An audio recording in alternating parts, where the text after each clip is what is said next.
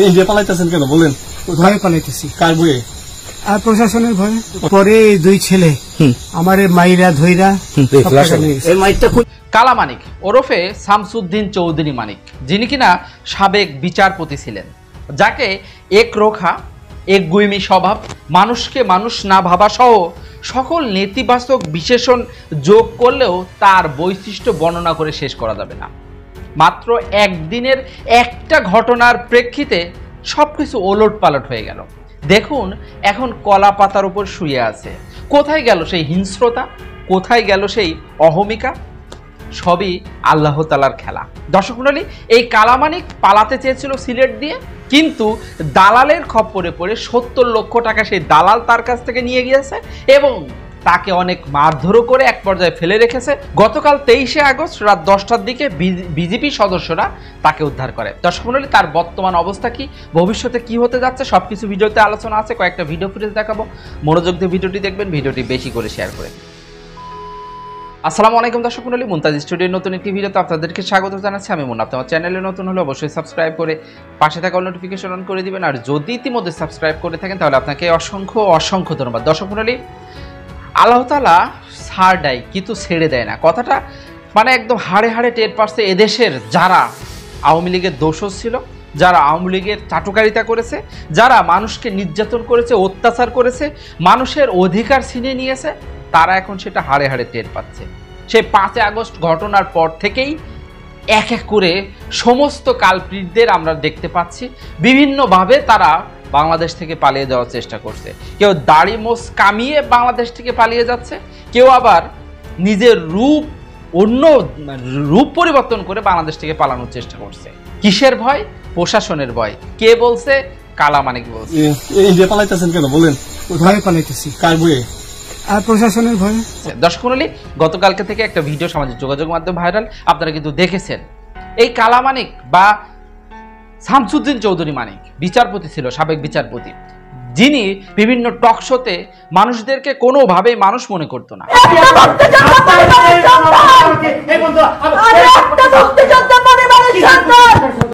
যাচ্ছে তাই ভাবে ভাষা ব্যবহার করতো এবং তার অহমিকা, তার হিংস্রতা, সেটা মানুষ দেখে খুবই তাকে সিসি করেছে।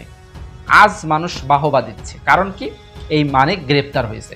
দর্শক মণ্ডলী, গতকালকে থেকে গ্রেপ্তার হওয়ার পর একটা ভিডিও ফুটেজ সামাজিক যোগাযোগ মাধ্যমে ভাইরাল, আপনারা দেখতে পাচ্ছেন। এই কালা মানিক কলা পাতার উপর শুয়ে আছে এবং বলছে, আমি কষ্ট করে বাংলাদেশ থেকে এসেছি, সম্ভবত ওই সময় ভারতে পৌঁছে গেছিল কি জানি না, আমি এখান থেকে আর ফিরে যাব না।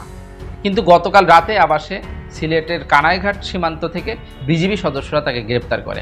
দর্শক মণ্ডলী, গ্রেপ্তারের পর তার অবস্থা কি, তার মুখের চাহনিটা কি, সবকিছু উলট পালট হয়ে গেল। চলুন একটা ভিডিও দেখে আসি।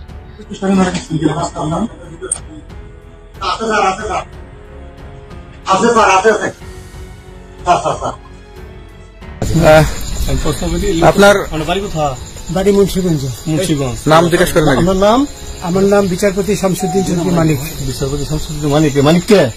হাইকোর্টের কয়েকদিন আগে উপস্থাপন করছো চ্যানেল আইছি। মানিক কে? চ্যানেল আইছে। হ্যাঁ হ্যাঁ, সেই মানিক নাম হলো বিচারপতি মানিক, বাড়ি মুন্সিগঞ্জ। আপনার পিতার নাম? পিতার নাম মরহুম আব্দুল হাকিম চৌধুরী। আব্দুল হাকিম চৌধুরী। গুড। জি। আপনি এই যে পালাইতেছেন কেন বলেন? ভয়ে পালাইতেছি। কার বয়ে? আর প্রশাসনের ভয়ে। প্রশাসনের বয়ে? ওই একটা মেয়ে বলছিলেন যে ইয়ের বাচ্চা দীপ্তি চৌধুরী, ওইটা আমি খবর চাইছি। নামটা বলার আমি বলি আপনাকে, কিসের? আমি তো কত রুগী নেই, মিডিয়াতে তো খুব সুন্দর। আচ্ছা আচ্ছা, শোনেন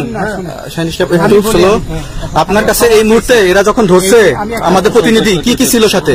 আমার সাথে কি কি ছিল এটা বলেন। আমার সাথে ছিল ব্রিটিশ পাসপোর্ট, বাংলা পাসপোর্ট, টাকা আর কয়টা ই কার্ড, ডেবিট কার্ড আর ই কার্ড, কি বলে। আচ্ছা, কালকে যে টাকাগুলো ছিল, আজকে কোনো টাকা ছিল সাথে? আজকে ছিল না, আজকে যে কত বাংলাগুলা? হ্যাঁ, 40,000 40 টাকা আজকে। হ্যাঁ, আজকে যেটা। কয় টাকা ছিল?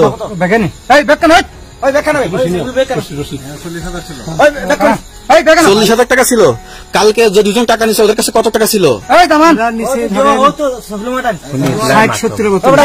60-70 লাখ। আচ্ছা 60-70 লাখ। আচ্ছা নিয়ে গেছে। নৌকালাও সাথে নিয়ে নিছে? নৌকালা এবং ওই লোক দুইজন সাথে একসাথে নিছে? না, ওই দুই ছোকরা নিয়েছে।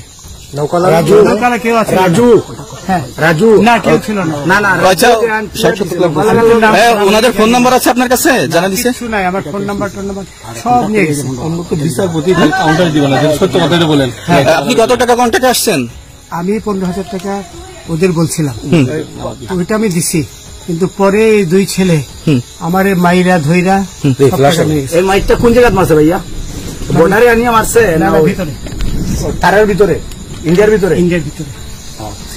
আমরা তো ইয়ের নামে আমাদের বাংলাদেশের অনেকের নামে আমরা অনেক অন্যায় করছেন, জুলুম করছেন, এটা সঠিক? আমি জুলুম করি নাই। আচ্ছা এগুলো আইন প্রক্রিয়া চলবে, এগুলো আমরা কিছু কথা বলতে পারি না। চলেন ভাই, হিসাবে বাকিটা জিজ্ঞাসা করার আমাদের ঊর্ধ্বতন জিজ্ঞাসা করবো, আমরা যাই।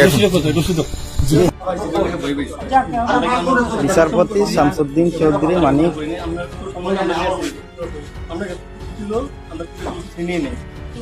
আচ্ছা ঠিক আছে, ওকে। কোন সমস্যা হলে বলবেন, ঠিক আছে?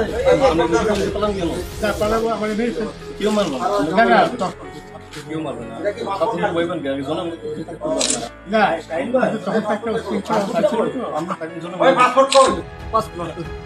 পাসপোর্ট ব্যাগের ভিতরে দেখেন তো আছে কিনা? পাসপোর্ট ওইটা নিয়ে আমি ই করতেছি নাকি?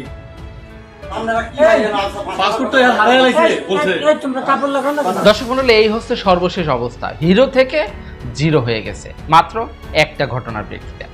দর্শক মণ্ডলী, সর্বশেষ আমি নিউজ পেপারে দেখলাম, আপনারা দেখতে পাচ্ছেন, এই সাবেক বিচারপতি শামসুদ্দিন চৌধুরী মানিককে আদালতে নেওয়া হচ্ছে। আদালতে নেওয়ার পর তাকে হয়তোবা রিমান্ড দেওয়া হবে। রিমান্ডের পরে তার কাছ থেকে বিভিন্ন ধরনের গোপন তথ্য পাওয়া যাবে।